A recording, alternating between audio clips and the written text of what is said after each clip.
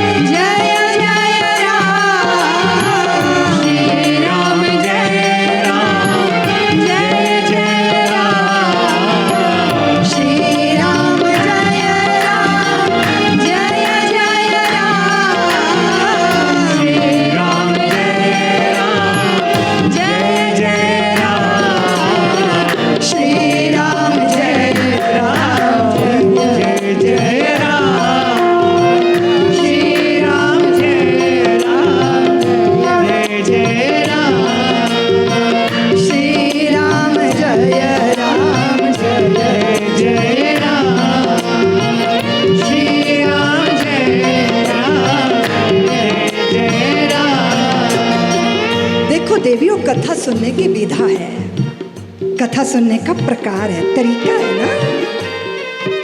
आप कथा के मंडप में आए, लेकिन आप चप्पल जूते लाए हो क्या साथ में? चप्पल पहन के बैठी हो, जूते साथ में रखे हैं, पोटली में बांधे हैं?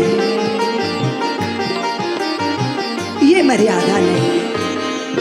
हम जूतों को, चप्पलों को दूर छोड़ते हैं, ये मर्यादा के विरुद्ध है। शुद्ध हृदय से, शुद्ध भावों से कथा में श्रवण करने के लिए प्रवेश करना चाहिए। लेकिन वो जूते इतने बुरे नहीं हैं देवियों, वो बेचारे इतने बुरे नहीं हैं, वो पदत्राण हैं, पैरों को कांटों से और पैरों को कंकड़ों से बचाते हैं। लेकिन एक जो कांटे की तरह चुभता है वो तो साथ है। वो क्या है? जो कांटे की तरह चुभता है वो साथ है। क्या है वो जो फोड़ा पस से भरा है वो तो साथी है। क्या है वो? बड़े होने का अभिमान। जूते इतने पवित्र नहीं है, अपवित्र नहीं है जितना अहंकार जिसको लेके बैठे हैं हम। कुल का, गोत्र का, विद्वता का, पहचान का, पद का, प्रतिष्ठा का अभिमान।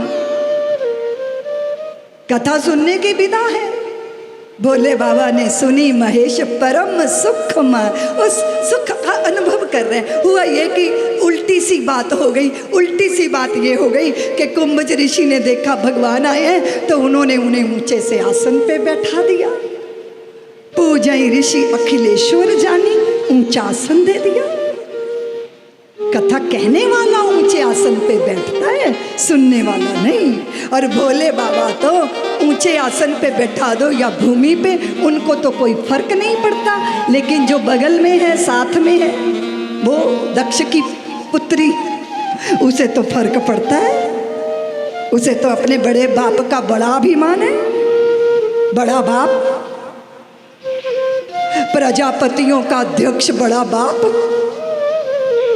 और कभी कभी राष्ट्रपति को इतना अभिमान नहीं होता जितना उनके चमचों को होता है। तो पता चला इनको अभिमान है अपने पिता के बड़प्पन का अभिमान। ये जो सती है ना, बहुत अद्भुत सा पात्र है ये। अपने आप को खंगालना, अपने आप को टटोलना, पिता का अंश अभिमानी बनाता है। और भोले बाबा का संग कहीं ना कहीं निरअभिमानी बनाता है। और सती उस वृत्ति का नाम है जो संग पाके बदल जाती है। और लोग कहते हैं जीन्स तो काम करते हैं भैया। माँ बाप जाके जैसे बाप महतारी ताके तैसे लड़ेगा। अब दक्ष जैसा अभिमानी व्यक्ति तो पुत्री में कुछ न कुछ तो आएगा ही ना। कथा में आके बैठ गई हैं, पर कथा सुन, बोले ये बाबा तो बेचारा खड़िया पलटन सही लग रहा है। बाबा बोले दंडवत कर रहा है मेरे भोले बाबा को, कुछ खास नहीं दिख रहा। इसकी पर्सनैलिटी भी कोई अच्छी सी नहीं है, इसकी वाणी विन्यास भी कुछ ठीक सा नहीं है। अब आप बताओ, कथा ऐसे सुनी जाती है क्या? आप बोलो ना, बताओ ना। 7 समुद्र पी गए हैं वो अगस्त हैं, लेकिन यहाँ कुंभज ऋषि कहकर संबोधित किया गया है। घड़े में पाए गए बालक कुंभज ऋषि। भोले बाबा सुन सुन के मस्त हो रहे हैं और ये शंकाएं कर कर के पस्त हो रही है। अच्छा, भीतर क्या चलता है बंदा ही जानता है ना, मनुष्य ही तो जानता है कि अंदर क्या चल रहा है। भोले बाबा की रोमावली पुलकित, आनंद में विभोर, सुनी महेश परम सुख। आप आ गए हो जी, आ गए हो, आप आ गए, आप कथा में आ गए, आपका शरीर आ गया कथा में। जरूरी नहीं है आप आ गए कथा में। कभी कभी व्यक्ति हाजिर होकर गैर हाजिर हो जाता है। आप यहाँ बैठे हो ना, मैं आपकी आंखों से समझ जाती हूँ कि बंदा फरार हो गया। यहाँ तो है पर यहाँ उसके मन उसको अपने पंखों पे बिठा के पता नहीं कहाँ ले गया। इसलिए आओ बैठो, पर मन, बुद्धि, चित्त, अभिमान और सब समर्पित करना होता है। सुनने की विधा है, भाव से सुनो, प्रेम से सुनो।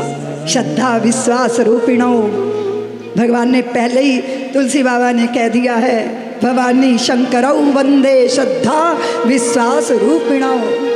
प्रेम से सुनो, अपने अपने 2 कानों से नहीं, रोम रोम को श्रवण इंद्री बना लो। और फिर भी जिनके श्रवण समुद्र समाना, कथा तुम्हार सुभगी सरी नाना, भरे निरंतर हो ही न पूरे। ऐसे भाव से कथा। यहाँ सती को संशय हो गया, ढंग से सुना नहीं। और भोले बाबा समझ गए। देखो जीवन साथी के भीतर क्या चल रहा है, जीवन साथी नहीं समझेगा तो और कौन समझेगा। हाँ, उन्होंने सोचा चलो इसने कथा तो ढंग से सुने नहीं, भगवान का दर्शन ही करा देते हैं। तो भगवान का दर्शन कब कैसे, और कथा वहाँ अद्भुत चल रही थी। जानकी जी का हरण हो गया था और भगवान श्री राम जो हैं वो इस धरती का भार हरण करने के लिए उन्होंने अवतार लिया। लीला कर रहे हैं, पूछ रहे हैं खाग मृग मधुकर श्रेणी तुम देखी सीता मृग नयनी। खगों से, मृगों से, वनस्पतियों से, वल्लरियों से, पाहन और पर्वतों से, धरती और धरा से, पुष्पों और लताओं से पूछ रहे हैं मेरी जानकी तो नहीं देखी, मेरी जानकी तो नहीं देखी, मेरी जानकी का पता है तुम्हें? इतने व्याकुल, इतने आकुल, एक कामी पुरुष जैसा व्यवहार कर रही है।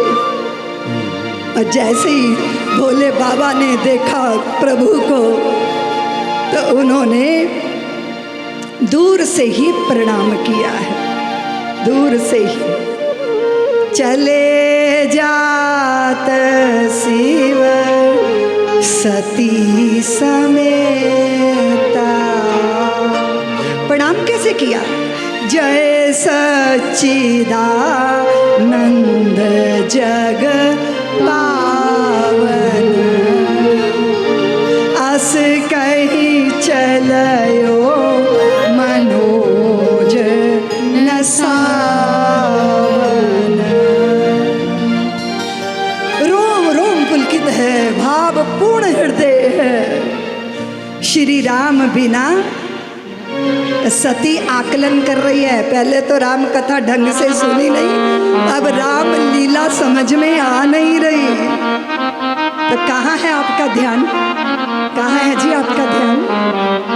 श्री राम बिना तेरा ध्यान कहाँ? श्री राम बिना तेरा ध्यान कहाँ? श्री राम बिना तेरा ध्यान कहाँ? श्री राम बिना तेरा ध्यान कहाँ? भटकता फिरे तू यहाँ से वहाँ, भटकता फिरे तू यहाँ से वहाँ।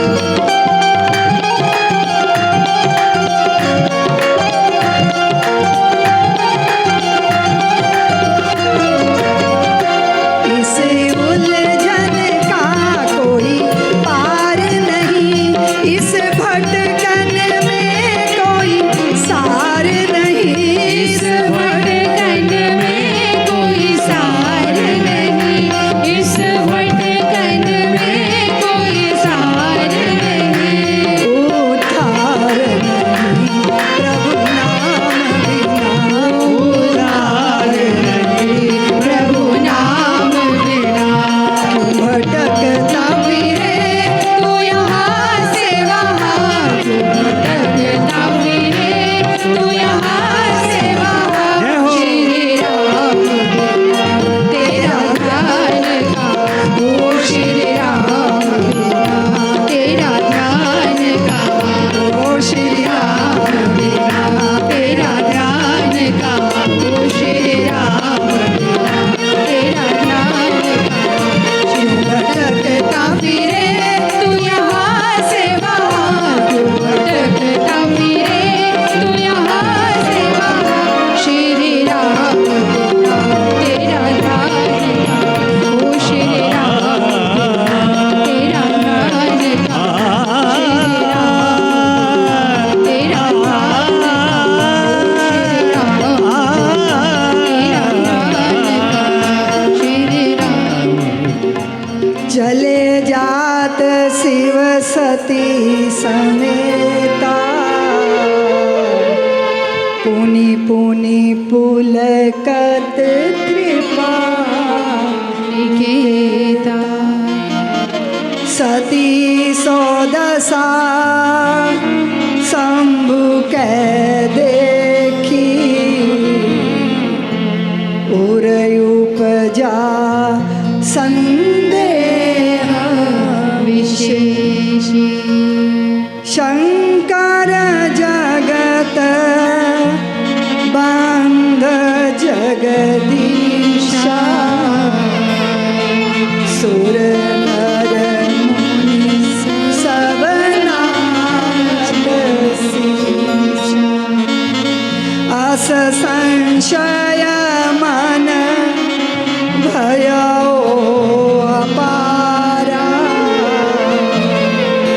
होई ना हृदय प्रबोध प्रचारा।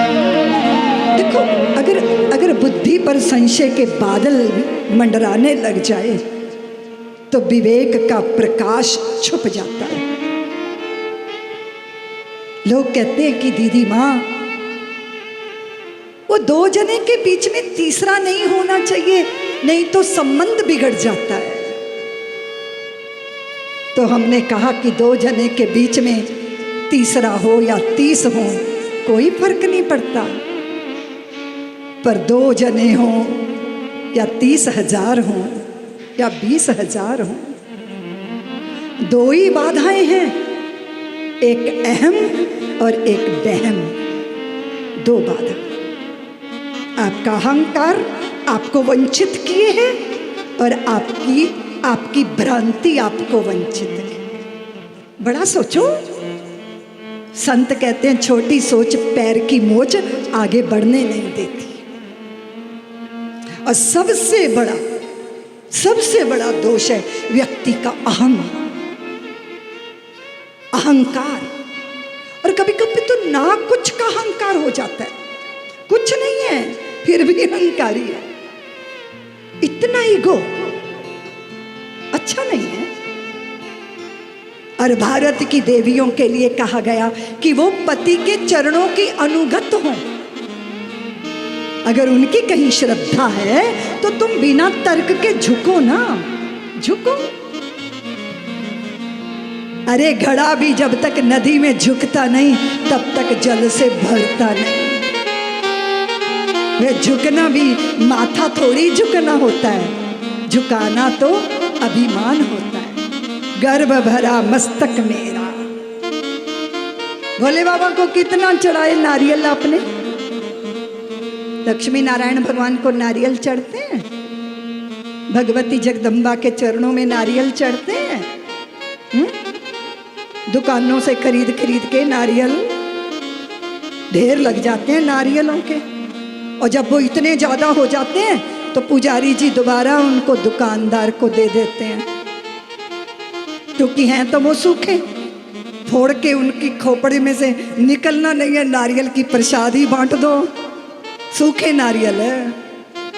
तुमने खरीद के देवता को चढ़ा दिए, पुजारी का कुठार भर गया, उसने उठा के दुकानदार को बेच दिए, दुकानदार से तुम खरीद लाए, फिर देवता को चढ़ा दिए, और फिर वो ज़्यादा हो गए तो पुजारी ने फिर दुकानदार तक पहुंचा दिया। ये सूखे नारियल बेचारे 84 लाख योनियों में घूमते रहते हैं, इनका कल्याण पता नहीं कब होगा। जब आप नारियल चढ़ाते हो तो उसका पुष्प चढ़ाते हो तो उसका पीछे अर्थ है भाई। नारियल नहीं चाहिए, आपका अभिमान भरा सर ये चढ़ना चाहिए, पुष्प नहीं, मन का सुमन चढ़ना चाहिए। और फिर तुमने कहा देवियों कि टूटे चावल पूजा में नहीं चढ़ते, तो फिर टूटा और बिखरा मन ये कैसे पूजा में अर्पित हो सकता है? चावल पूरे चाहिए, मन भी तो पूर्ण चाहिए, मन भी तो अक्षत चाहिए, संशय रहित चित्तवृत्ति। भगवान ने सोचा चलो परीक्षा ही ले जाकर, जिनकी प्रतीक्षा करनी चाहिए ना उनकी परीक्षा लेने पहुंच गई। और सती माया से सीता बन गई, और विरही राम ने जैसे दूर आती सती को सीता बने देखा तो हाथ जोड़ लिए, हाथ जोड़ लिए, क्योंकि भोले बाबा ने तो पहले ही सोच लिया था कि हो ये सोई जो राम रच राखा को कर तर्क बढ़ावई। जहाँ अपना बस ना चले ना वहाँ भगवान पे छोड़ देना अच्छा रहता है, हल्के फुल्के हो जाते हैं, रास्ता है ये। अरे देखा जाएगा, जो भगवान चाहेंगे सो हो जाएगा। जोर पानी प्रभु की न प्रणाम, पिता समेत लीन निज नाम। जोर पान प्रभु की प्रणाम, पिता समेत लीन निज नाम। कहे ओ बहोरी कहा वृष के तुम, विपिन अकेली फिरऊ के।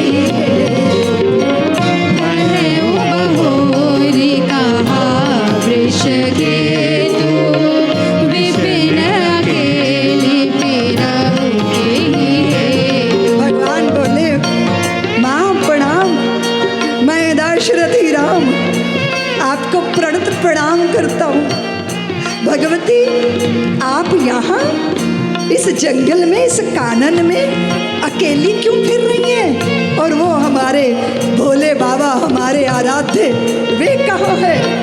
वे वृषभ को धन्य करने वाले वे कहाँ हैं? जैसे ही सती ने देखा कि मैं पहचान ली गई तो पसीना पसीना निकल आया सती को, व्याकुल हो गई, आकुल हो गई, मुझे पहचान लिया। सीता बन गई थी सती, किंतु सीता का शील धारण करना भूल गई थी। सीता भगवान के पीछे पीछे चलती है, और ये सीता तो बन गई पर प्रभु के आगे आगे आगे चल रही थी। किसी का वेश धारण करना आसान होता है देवियों, है ना? स्वरूप वैसा होगा पर स्वभाव कैसा? बोलो ना, नकल तो कर लोगे पर वो असल तो नहीं है ना। तो कहता है वो बहुत प्यास है, बहुत प्यास है, बहुत प्यास है। पत्नी कहती है अभी लाई, अभी लाई, अभी लाई, अभी लाई, अभी लाई पानी। और जैसे भीतर जाके देखा तो घड़ा खाली था, दौड़ी गई, घड़ा उठाया, कुएं से पानी लिया, और फिर पानी को जल में, पानी को गिलास में भरा। जब तक पति देव के पास आई तो वो तो सो गए थे पति उसके। सोच रही है अब क्या करूं, ये तो सो गए, और अगर मैं सो गई और ये पुनः जागे और फिर इन्होंने पानी मांगा फिर तो गड़बड़ हो जाएगी। 1 घंटा 2 घंटे, आधी रात, सारी रात वो पानी लेके खड़ी है, सारी रात। सुन रहे हो? सारी रात। सुबह पति की आंख खुली तो देखा पत्नी पानी का गिलास लिए खड़ी है।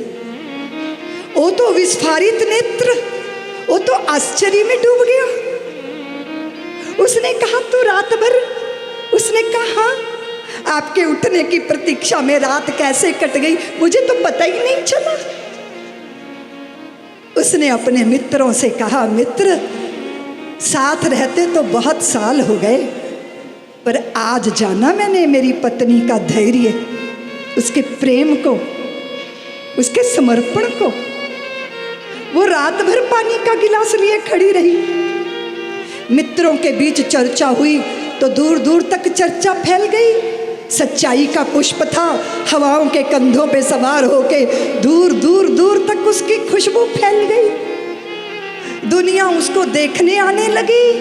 अरे देवी तू, अरे तुझे देखना था, तुझसे मिलना था, तेरी बड़ी चर्चा हो रही है नगर में। तो उस नगर का जो श्रेष्ठी था वो भी आया, उस नगर का रियासत का राजा भी उसको पुष्प चढ़ाने आया। पड़ोस की स्त्री को बड़ी जलन मची। वो अपने पति से कहते हैं सुनो जी, मैं भी दिखाऊंगी आपको देवी बनके। राजा मेरे पैर पूजने आएगा, मेरी आरती उतारेगा, पर मैं जो पढ़ाऊं पट्टी चुपचाप पढ़ लो, कल ठीक ठाक घर मत लौटना, थके मांदे घर लौटना, और जब आते ही मुझसे पानी मांगना, और जब तक मैं पानी लेके आऊं जागे मत रहना, चुपचाप सो जाना, और रात को फिर सुबह मुझे पानी का गिलास लिए खड़ी देख के कहना अरे पगली तू रात भर पानी का गिलास लिए खड़ी रही। और मेरे प्रेम, मेरे समर्पण, मेरे धैर्य की चर्चा मित्रों से भी कर देना। फिर दिखाती हूँ राजा नहीं, राजा कब बाप आएगा मेरे पैर पूजने। बेचारे पति को पत्नी का आदेश हो तो ठीक ठाक घर आता, थका मांदा ही घर आया, आते ही पानी मांगा। जब तक वो पानी लेके आई नींद तो आँखों से कोसों दूर थी, आँख मूंद के लेट गया। बेचारे को आज नाटक करने के चक्कर में भूखा ही सोना पड़ा। थोड़ी देर के बाद उसे नींद आ गई, अंधेरा छा गया, गलियों में सन्नाटा, चुप्पी सध गई, लोग नींद के आंचल में सो गए। पति खुर्राटे भरने लगा और ये खड़ी खड़ी पानी लिए सोचती है ये रात भर का ड्रामा कौन करेगा, सुबह लेके खड़ी हो जाऊंगी पानी का गिलास। और बगल ही की चारपाई पे सो गई। सुबह खुली पति की आंख तो देखता है पत्नी खुर्राटे भर रही है, जनरेटर चल रहा है। उसने कहा यार कहानी तो गड़बड़ हो गई, अब क्या। उसने मारी टांग, वो हड़बड़ा के उठी, फौरन पानी का गिलास लिए खड़ी हो गई। बेचारा पति टुकुर टुकुर देख रहा है मुंह की ओर, बोले भी तो क्या बोले। इतने में पत्नी का पारा स्टैंडर्ड पे पहुंच गया। वो कहती है भुलक्कड़ तू भूल गया, तुझे मैंने समझाया था कि मुझे पानी का गिलास लिए खड़ी देख के कहना अरे पगली तू रात भर पानी का गिलास लिए खड़ी रही। बोलो सुनो, तुम्हारे और मेरे बीच की बात थी, तुम चूक गए, लेकिन मेरी प्रेम की चर्चा अपने मित्रों से करना मत भूलना। बेचारा सारा दिन अपने दोस्तों को कहता रहा मेरी पत्नी का धैर्य बहुत है, मेरी पत्नी का समर्पण बहुत है, मेरी पत्नी रात भर पानी का गिलास लिए खड़ी रही। पर वो चर्चाएं नहीं फैली। राजा उसे देवी का खिताब देने नहीं आया और वो राजा के भवन में पहुंच गई। बोली तू पक्षपाती राजा है, मेरी पड़ोसन को देवी बना के पूजने आ गया, और मैं भी तो रात भर पानी का गिलास लिए खड़ी रही। तो राजा मुस्कुराने लगे। वो बोले देवी कैसी बातें करती है, तू नहीं जानती, हकीकत छिप नहीं सकती बनावट के असूलों से, और खुशबू आ नहीं सकती कभी कागज के फूलों से। कागज के फूल वैसा रंग वैसा रूप तो रख सकते हैं, पर वो असली नहीं होते देवी। सुन रहे हो, रूप धारण कर लेना आसान है, किसी का स्वरूप धारण कर लेना, पर किसी का स्वभाव कहाँ से लाओगे। बोलो ना, बोलो ना। मखौटे तो हम बहुत बदलते हैं, चेहरों पे चेहरे लगा के रहते हैं हम लोग। स्वामी के सामने दूसरा चेहरा, सेवक के सामने दूसरा चेहरा, मित्र के सामने दूसरा चेहरा, शत्रु के सामने दूसरा चेहरा। यहाँ सती सीता बनी है, और माया से सीता बनी है, पर सीता जैसा शील नहीं है और पहचान ली गई हैं, इसलिए व्याकुल हो गई हैं, भाग रही हैं और जिधर भाग रही हैं उधर ही श्री राम जानकी लखन सहित दर्शन दे रहे हैं। दिशाओं में राम जानकी के दर्शन हो रहे हैं। व्याकुल होके दौड़ी आई, भगवान के पास आई। भगवान ने पूछा कि क्या है, कैसी हो? भगवान के दर्शन कर लिए? हाँ बोले कर लिए। भोले बाबा सोचते हैं दर्शन का प्रसाद तो ये नहीं होता, दर्शन से तो आनंदित होता है व्यक्ति, प्रसन्न होता है, पर सती तो व्याकुल है, ये आकुल है, ये क्या करके आई है? तुमने परीक्षा ली? नहीं मैंने कोई परीक्षा नहीं ली। जैसे आपने प्रणाम किया ना, ऐसे मैं भी प्रणाम करके चली। सती ने पहला अपराध किया, कथा नहीं सुनी। कथा में आके कथा ना सुनना अपराध है। सती ने दूसरा अपराध किया कि भगवान पर संशय किया, भोले बाबा पर संशय किया। सती ने तीसरा अपराध किया कि माया से सीता का भेष बनाया। सती ने चौथा अपराध किया कि भोले बाबा को झूठ बोला, सत्य कछु न परीक्षा लीन गुसाई, करूं प्रणाम तुम्हारे। भोले बाबा ने आंख बंद करके देखा कि सती ने सीता का रूप धारण किया। अब वो मेरे वाम अंग के बैठने योग्य नहीं है। संकल्प भीतर होता है, उसका प्रचार नहीं किया जाता। पर विद्युत ने, व्योम वाणी ने धन्य हो का जब घोष किया तो सती को संशय हुआ। और जो शीलवान लोग होते हैं वो अपने साथियों को दुख नहीं देना चाहते। भोले बाबा ने मन से त्याग कर दिया पर वाणी से नहीं बोले। ये मेरे भोले बाबा का शील है। ये क्या है? सती को वाणी से नहीं कहा कि मैंने तेरा त्याग कर दिया, लेकिन हम साथ हों और संवाद न हो तो फिर साथ होना होता है क्या? समाधि में बैठे भगवान, उपेक्षित हो गई सती। पिता ने यज्ञ करवाया तो यज्ञ जाने में, यज्ञ के अनुष्ठान में जाने को व्याकुल हुई। भोले बाबा का कहना नहीं माना और वहां जब गए, जाकर देखा, बड़ा भारी अपमान सती को अनुभव हुआ, क्योंकि वो यज्ञ तो शंकर जी का अपमान करने के लिए ही किया गया था। आप कहोगे दीदी माँ हम पवित्र अनुष्ठान करते हैं, कर्म तो पवित्र है, इरादा पवित्र है कि नहीं? बोलो ना। दुनिया कह रही है यज्ञ कर रहे हैं, उसे पता है कि पड़ोसी का नाश करने के लिए यज्ञ कर रहा है। कर्म अच्छा है पर इरादा अच्छा, और सदकर्मों से प्रतिष्ठा मिलती है और अच्छे शुभ इरादों से प्रसन्नता मिलती है।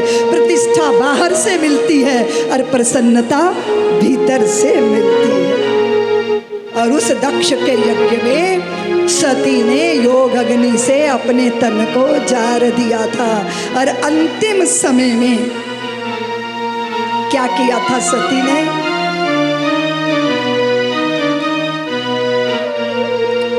सुना हूँ सभासद सकल मुनिंदा, सुना हूँ सभासद सकल मुनिंदा, कही सुनी जिन शंकर निंदा, कही सुनी जिन शंकर निंदा, सुना हूँ सभासद सकल मुनिंदा, सुना हूँ सभासद सकल मुनिंदा, तजहूँ तुरत देह देहि है तू,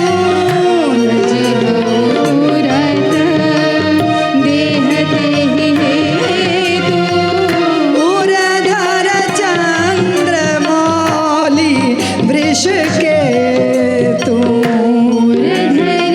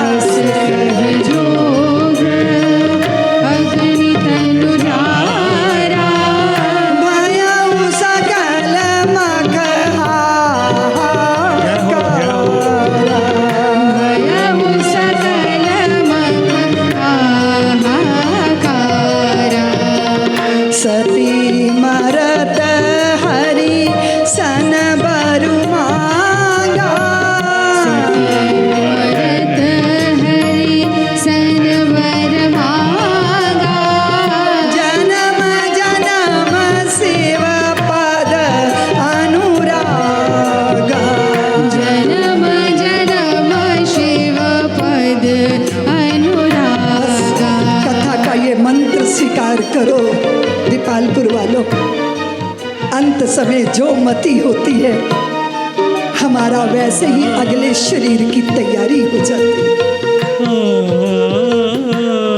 सती मरत हरि सन वर्मा, कदाचित हमारा जन्म ना सुधरे, हमारा मरण तो सुधर जाए।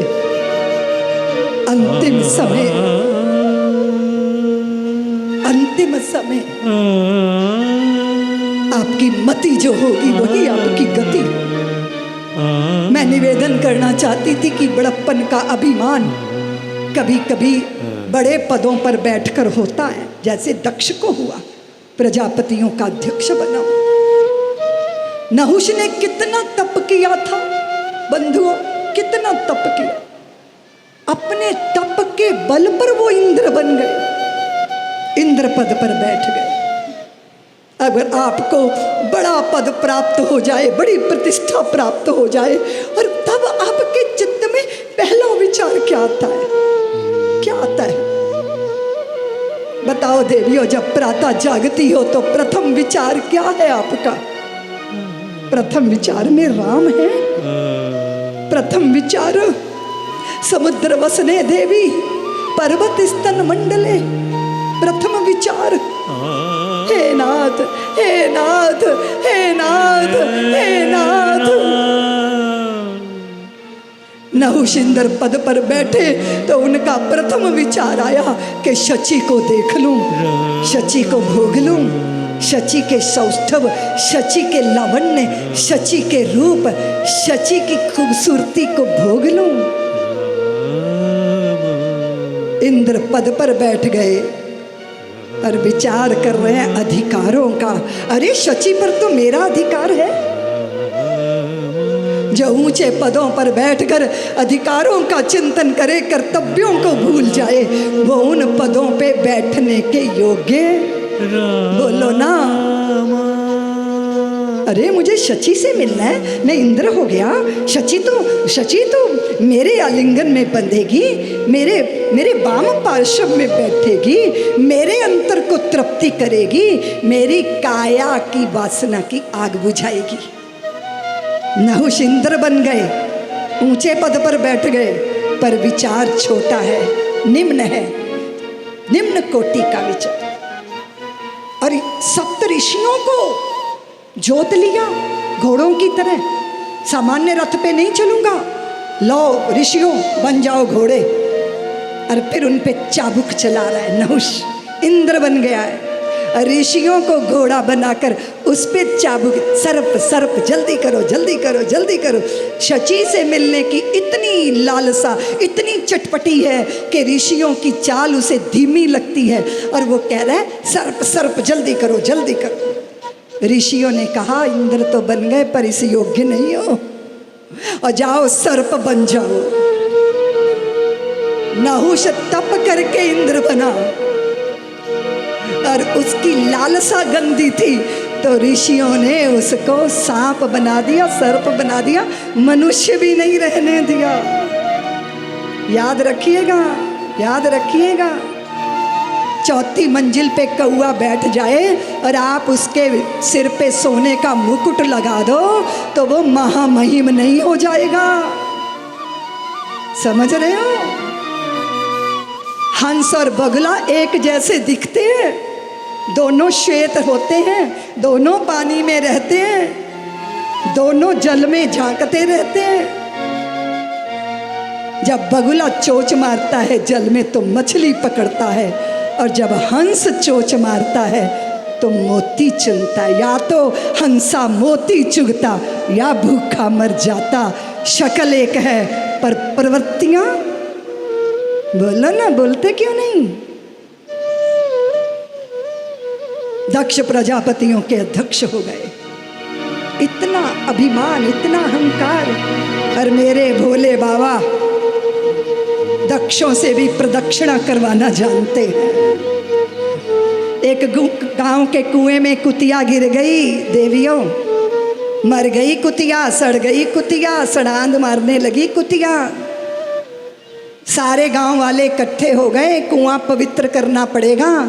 बोले गंगा जल डालो, गुलाब जल डालो, कन्या भोज करवाओ, कथा करवाओ, अनुष्ठान कराओ, कुएं को पवित्र करो, भर भर के घड़े गंगा जल गुलाब जल डाल दिए गए, पर कुएं से दुर्गंध आना बंद नहीं हुई।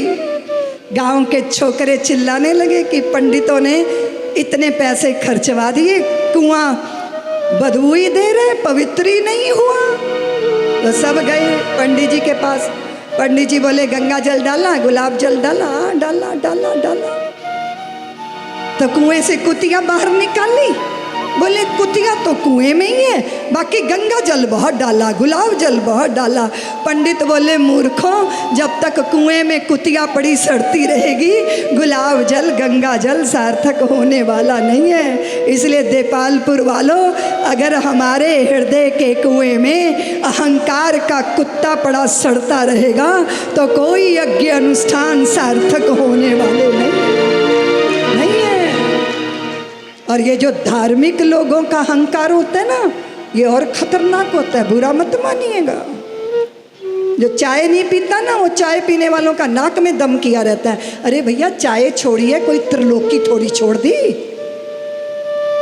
मुझे शराब पीने वाले से इतना खतरा नहीं लगता। अब तुम शराब पीने लग मत जाना,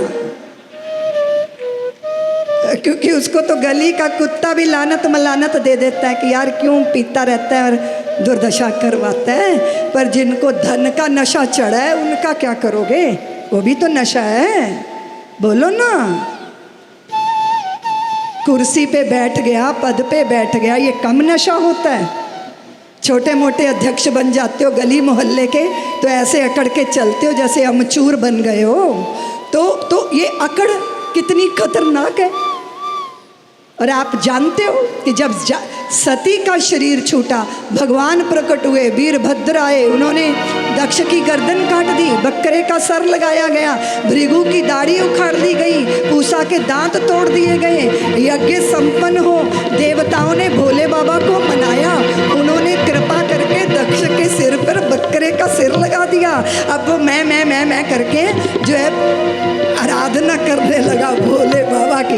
ये बड़ी बोधपूर्ण कथा है, ये बड़ी सुंदर कथा है। इसमें अपने आप को खड़ा कर लेना चाहिए कि हमारी बुद्धि कहीं दक्ष जैसी कुबुद्धि तो नहीं बन गई। जब भी कथा सुने उसमें अपने आप को पात्र बनाना चाहिए। पौराणिक कथा है ये, लेकिन स्वयं को टटोलना है, स्वयं को संभालना है, स्वयं को देखना है। यहाँ सती के मुख से सुंदर शब्द निकला है, हृदय में उन्होंने भोले बाबा को जो है धारण करके उनकी, और फिर सती को लेकर भगवान पूरे त्रिलोकी में घूमे हैं। और जहाँ जहाँ नारायण ने चक्र से उनके अंग को काटा, वहाँ वहाँ 52 शक्ति पीठों की स्थापना। बोलिए शंकर भगवान की जय, जगदम्बे मात की जय।